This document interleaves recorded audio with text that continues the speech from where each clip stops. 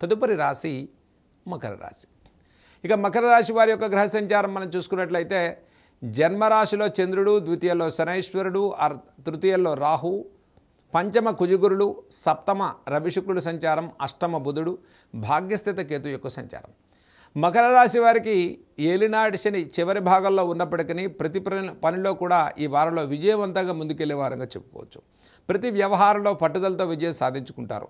చక్కటి ప్రణాళికతో ముందుకెళ్లేటువంటి వారంగా చెప్పుకోవచ్చు. గతంలో ఇచ్చిన హామీలను నిలబెట్టుకుని విజయవంతంగా ముందుకు వెళ్తారు.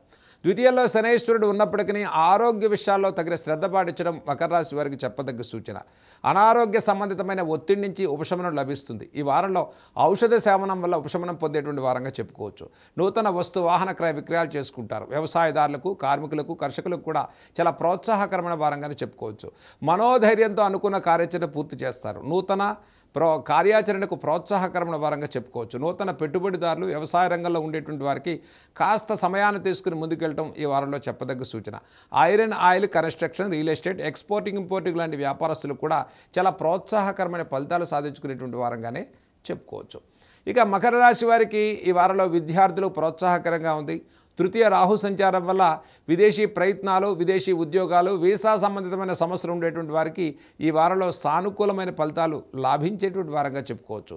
ఈ వారంలో మకర రాశి వారు చేయదగినటువంటి పరిహారాల గురించి మనం చూసుకున్నట్లయితే ఈ వారంలో చక్కగా శ్రీ వెంకటేశ్వర స్వామి వారి యొక్క దర్శనాన్ని చేసుకోవటం మకర రాశి వారికి అత్యంత శుభయుక్తమైన ఫలితాలు కలుగుతాయి. చక్కగా శనివారం రోజు శ్రీ వెంకటేశ్వరుడి యొక్క దర్శనాన్ని చేసుకోండి.